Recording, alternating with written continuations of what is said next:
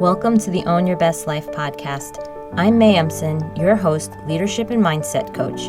Here, we talk all things spiritual, mindset, business, leadership, and wellness for the modern seeker who wants to align their life with purpose and inspiration. We'll cover career changes, stress management, meditation, energy, intuition, and more. Each episode holds spiritual and practical tools to help you live a life of your wildest dreams without getting burnt out along the way. Ready to live a life on your own terms? This is the Own Your Best Life podcast. Welcome to episode 182 of the Own Your Best Life podcast. So, when you have been in the corporate world or even just a bigger company mode for a while, it is good to shake things up. It's good to bring in some of that new energy. When you have these new ideas and these new ways of working, you get this sense of freshness, the sense of growth, and even the sense of possibility. When you think about reinventing the ways that you can live and work even while you're in the same place. And it can all happen faster than you think. And one of the amazing things about starting a business is that you bring this whole new level to your life. When you think about the way that you think, as you start to think about starting a business, as you start a business, it elevates and shifts and shakes up the ways you've been doing all the things. And so some of those small shifts, like mixing bigger versus smaller company ideas, can create these huge ripples in the way that you think about responsibility, in the way that you think about your time, your effort, and what is possible for you in this lifetime.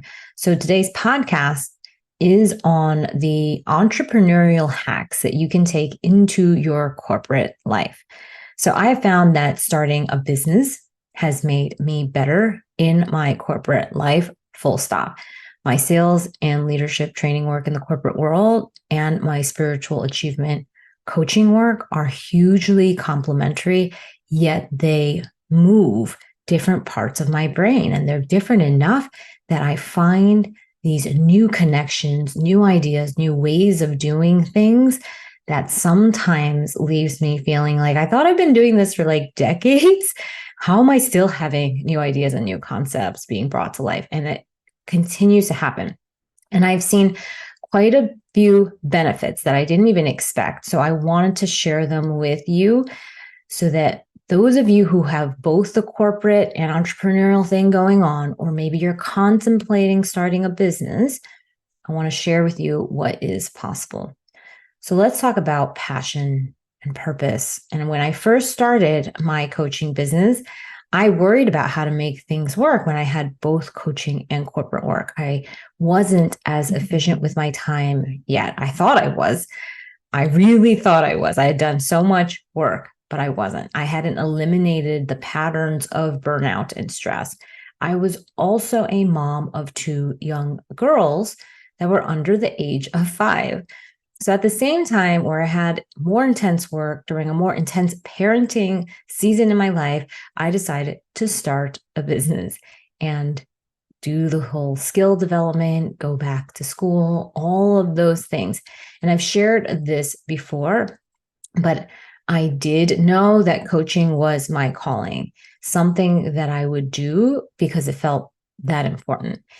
And when I went through my coaching certification program at Columbia, I had this moment where, as I was walking through campus in the grounds of the in-residence program, I looked up at the night sky. I made a promise to myself, the world, the universe.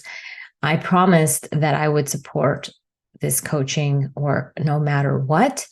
I'd make money doing other things if needed, but the work was that important. And it was as if I could see the future in that moment of the impact it has on my life, people's lives, the ripple effect of the coaching work. And I don't think there are very many things outside of my family where that sense of purpose and that sense of passion is that strong and is that big. That sense of I will do what is required to make this work. And sometimes the businesses that you start are a labor of love, a labor of passion, and a commitment to something more than money, to something bigger than you. And even though it's required to make money in this world, starting a business often opens up so many more opportunities to rethink how money is even made, what matters, and why. And the first hack that I've taken into consideration is bringing more passion and purpose back into that corporate world. And we often get bored, we get listless doing the same things over and over. Yet, what if you could just bring back a little bit of that passion, that interest, that curiosity that you had? What if you treated your corporate work as if it was more than just something that pays the bills, that it could be a source of personal growth? It could be a source of satisfaction again, even if you feel like you want to be doing something else. And one of the things that I teach is how to love your work again.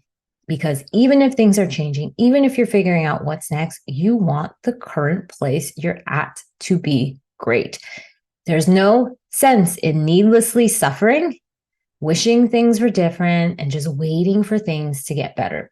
And I've learned through coaching achievers on their career pivots that those who figure out what their passions are and those who don't isn't because they found it in a job. It's because they figured out the way they work, the way they think, they figured out who they are.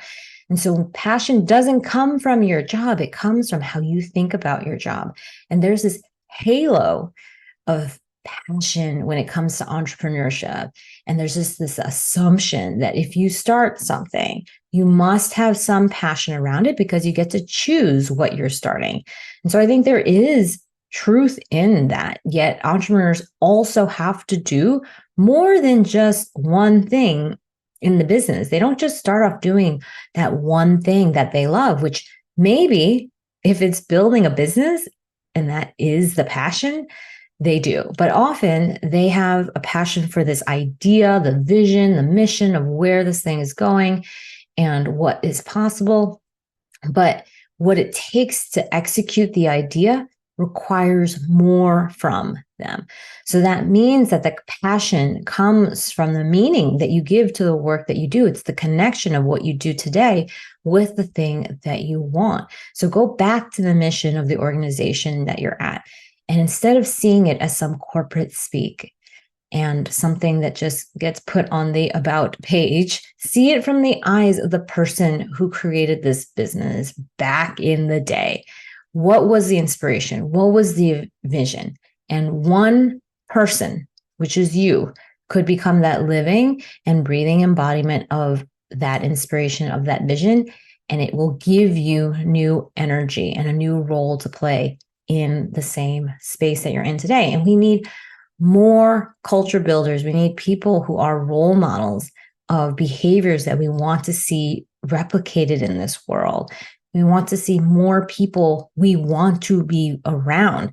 So if you have it in you to love big, to love fiercely, to care a lot, you also have it in you to see how the work that you're doing is benefiting the world around you in some way, shape, and form. And I give it to you that sometimes maybe the working conditions are not ideal, right? And there's a case for making changes when that is the truth and that is unavoidable.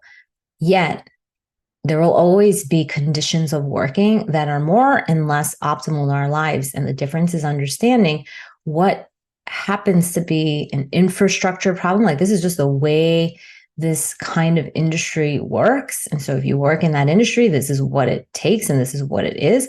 Or if it's just a way of working, that's a small pocket of the function that you're in, the person that you're with, maybe the way that you're being and what you're doing today. And if you can be in a place where it works for you and you're just lost some of the engagement and the passion, while you're building the next thing, while you are figuring out what's next, still do what you can to make the life that you have better. Bring back that passion bring back some of that purpose.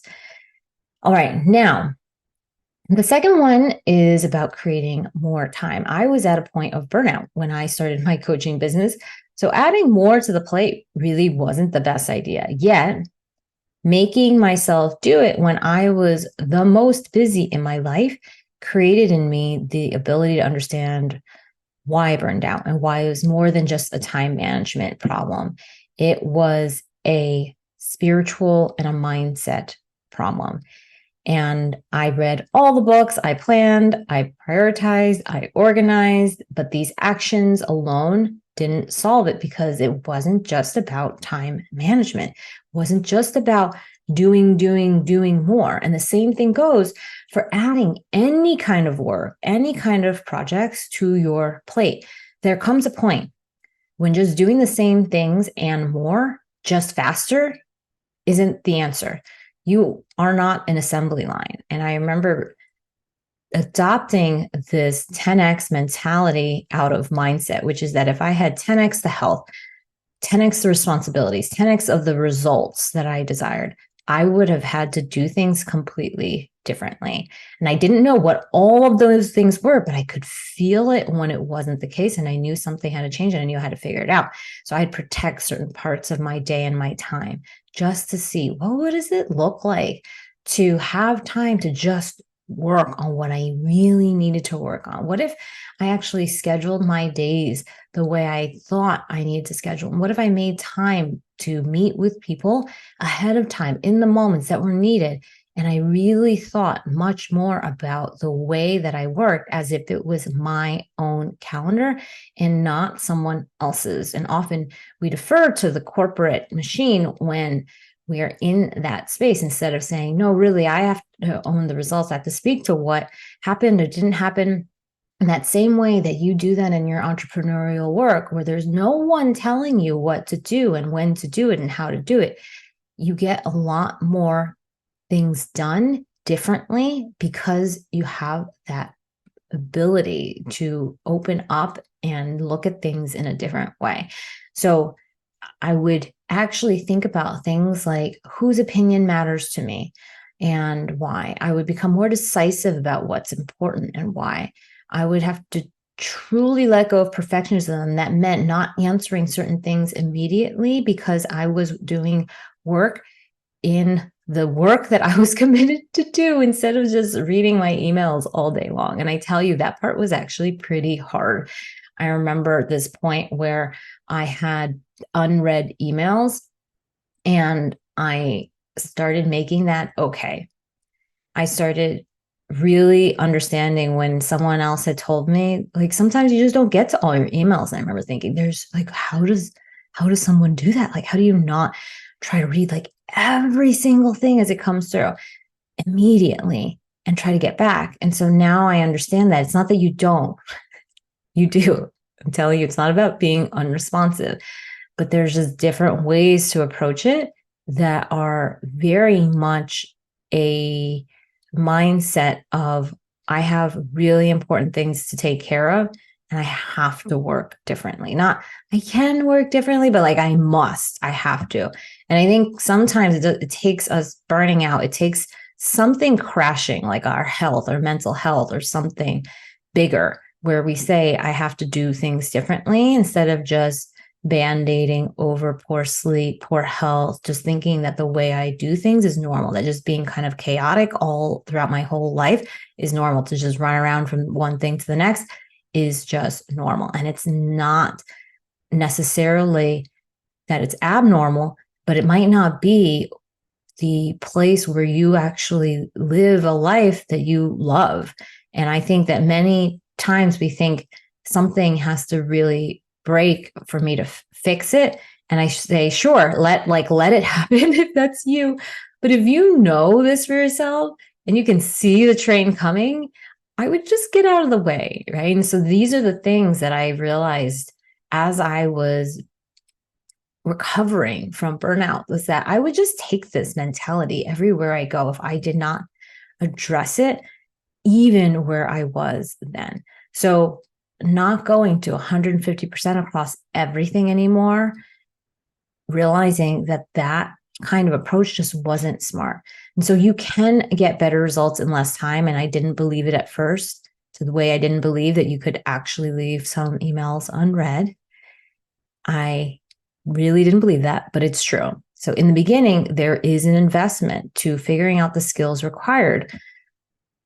But once you do it, once you figure out those skills, once you dig in and spend the requisite hours and put your head down and just like get the point of the training or the skill development or the thinking that you need to shift the way you work, the results just stay there for you. Keep accumulating the benefits. And these are the skills of things like mindset work, of having spiritual practices and ways to combat stress and overthinking that keep us in this mode of chronic stress for weeks and months and years, and sometimes even decades on end. And often we are pretty short-sighted because we have so many demands on our time that we just keep trying to tread water, juggle all the balls. Instead of maintaining equilibrium constantly, we're actually just getting more and more tired and slowly drowning. And instead of learning how to swim to an island, to build a boat, to maybe rest on the island before we build a boat, we just fill all the time we have. And so if you have time, I guarantee you're filling it somehow, way, shape, or form.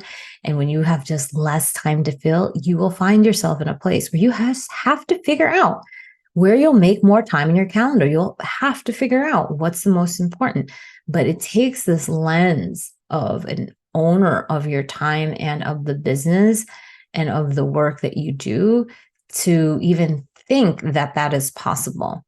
So I do a lot of work in the evenings, the mornings, the weekends. It ebbs and flows, but I want to share that because one of the things about creating business is that you may have a new schedule to fit into your life. And when you adopt new schedules, it can be messy, and that messiness is real. And it's part of figuring out how to make something work. And over time, things get streamlined. But creating time is this practice that can feel messy at first. I'm telling you, humans don't love change. We have these routines that work, and then we hate changing them up because it just takes more energy. But when you are at that place, when you are just like, you know what, I'm ready and I'm excited and I want to shift things up, it means that you will. It means that you're going to create new time. You're going to create new energy. You're going to be hiring people to expedite your thinking or create leverage. You're going to use technology to your advantage. You will start leaning on the expertise of others instead of just trying to do it all yourself. And you will understand your biology so you can use your physiology so that you have it at your advantage instead of at your detriment. You can access your best thinking on demand. These are all the things that have shifted and is what's possible. All right. The third hack is really around creating new rules. Having a business isn't just about doing more work in less time. It's about doing things in ways that you think just work better, that mean more to you. And this is why one of the entrepreneurial hacks that I've just found more helpful in the corporate world as time goes on is creating new rules. And I'm not talking about going against policies. I'm not talking about doing things that could lead to termination. This is about the ability to say, why do we always do things this way? We all have blind spots. I'm talking about for yourself. Do it for yourself before you start doing it for others.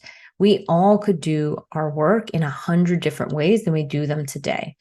The question is, how ready are you to stop doing what you're doing the way you've been doing it? And often, all it takes is for you to leave the rule, for someone else to come in and be like, why were they doing it this way?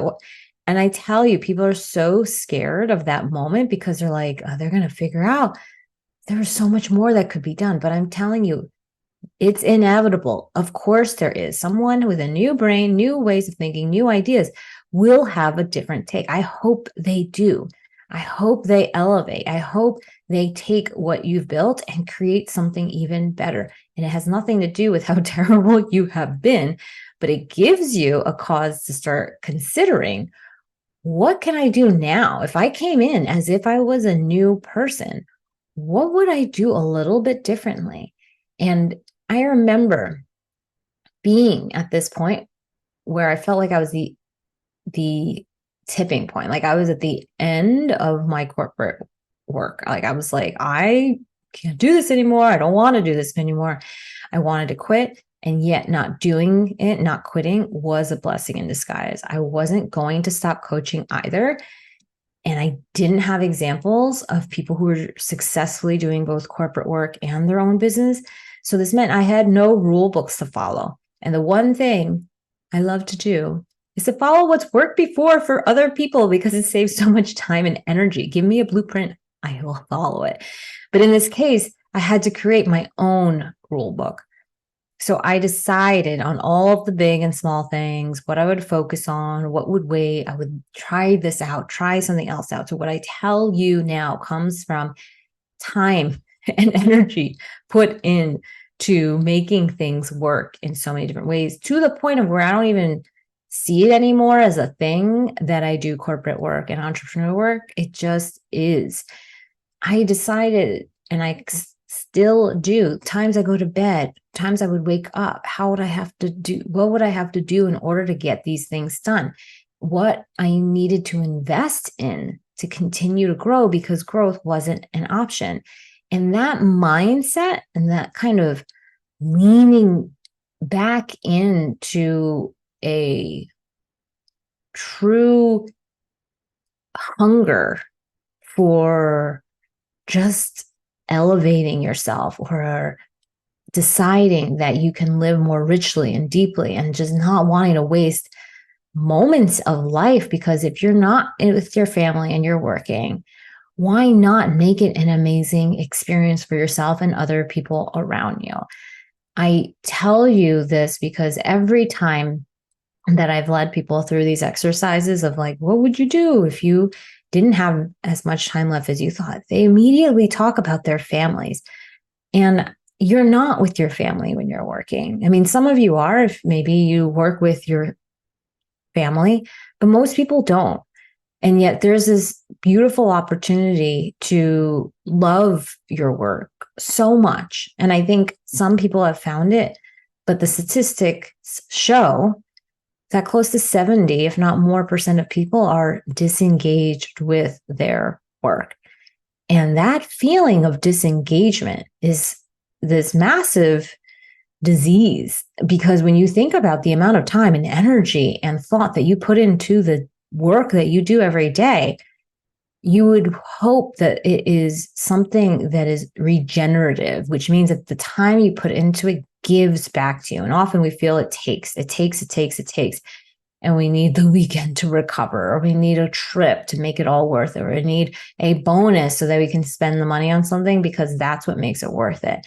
But would you do the kind of work you're doing in the way that you're doing it if you weren't getting paid? And sometimes I think the answer for most people is no, they wouldn't.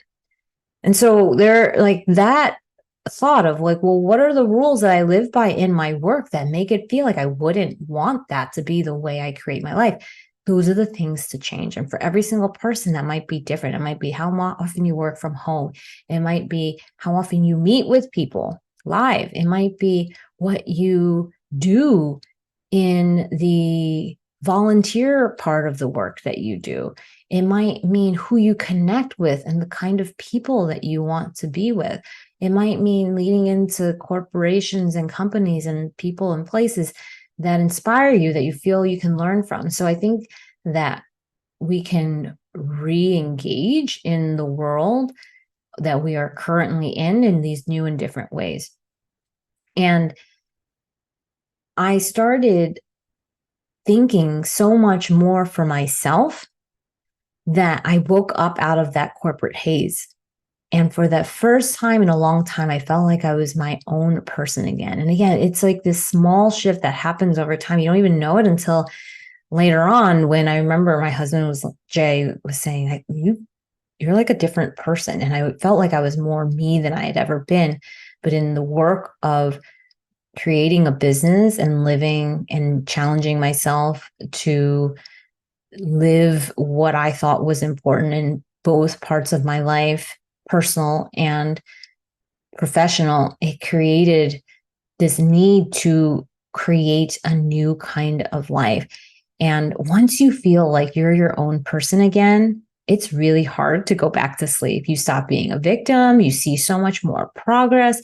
You get smarter every time you fail. And you just feel like things are worth it because you see how much more energy you have now that you know that when you're your own person, even in the corporate world, it works. And it's so subtle. But again, there is so much structure and security in these bigger companies that it's easy for you to stop questioning things because you assume that it all works. Yet in any big organization, we need people to spearhead change. We need people to keep new ideas flowing. We need people to build the future. And often the people who are the best at that role are the people who are very creative in how they live their own lives. They are the ones who are developing themselves on their own time and on their own dime. They're the ones giving more than needed, and they take way less from the organization. And if you could just see your life through the lens of someone who has just been told that you have 10, maybe 15 years to live, and that they would still have to keep doing the work that they're doing today, that is the renewed sense of rules and energy that I'm talking about. You have this opportune time and moment every single day to just shift. And all you needed was like a reminder. I hope these podcasts are reminders for you each week to be like, oh, right, I can just shift into a new way of thinking. I can shift into a different place in my brain. I can breathe in and breathe out and find a new sense of energy. And then I will do things differently. And personally, I've decided I'm reducing distractions. I'm not checking email constantly. I've created my own planning process for the days, the weeks, the months. I see myself as a steward of my business's values, the organization and the corporate work values, the vision that they uphold. I don't take things as personally as I used to.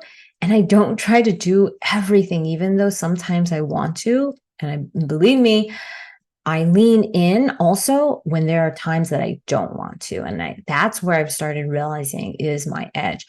I take a lot of time off. I take it off to do a lot of personal development work. I take it off to spend time with my family. And I hold an immense energy of gratitude and possibility for change all the time. And I remember when COVID hit, there was this massive change in the ways that we worked and we lived. And it opened to us all the possibilities of we don't have to do things the same way. We focused more on our families. We had more time with people, maybe more than we wanted with few people. We humanized the way that we work.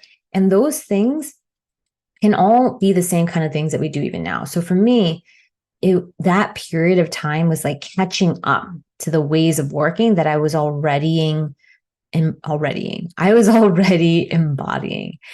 And it doesn't have to take a global pandemic for you to think about how you live and how you work differently. You might be one person on your team that works from home on a certain day, or maybe you're the one person who does the things the way you do them. But if you understand why you're doing it, then you can stand behind it. And I was more willing to fail, to try to see what I could do living on my own terms, seeing that if I could figure this out for myself now, how to make time for my family, how to have the health that I want, how to get the security and the fun and the freedom and the adventure, how it would have this longer lasting effect on my life. Now, I'm not even at my prime. I feel like we have so many more years to go. And this also sets an example for other people who want to do the same thing.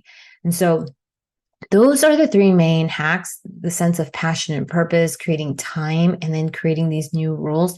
I really hope that you take some of those overarching ideas and start to see that you can start seeding them in your life in all these different ways. Just sense the possibilities that they create for you, no matter what you're doing for work. And we spend so much time thinking about, stressing about, worrying about our work that it is so worth it for us to find ways to lighten the load, to just more easily get the job, more easily get the next thing, more easily learn and love and become an expert and a craftsman at your work, and make it become a source of passion and energy again, as it has for me. And you can burn out and you can come back. You can regain your energy after a big dip. You can be in a different season and come back with a renewed sense of possibility, and it is not too late. You have not gone too far down the path that you're on that you can't try something new. And you're not too early either. People are like, I'm too early, or I'm too late, I'm too young, or I'm too old, I don't know enough, I know too much. Remember, one small shift, just one, to say, but I'm willing to try. I'm willing to see it differently. I'm going to figure out a new way. One small shift today in direction means that you can be in a completely different place a year from now. So I want you to remember that, because this is why this stuff works. It's not because everything has to change today. It is because you continuously stay on the plane of, I've got a life and I'm going to live it. And maybe it'll take me a year to figure this out, 2 years, 5 years, 10 years, 20 years, but it's worth it the whole way. So I'm happy to support you. We're enrolling now in the next round of Spiritual Achiever Coaching.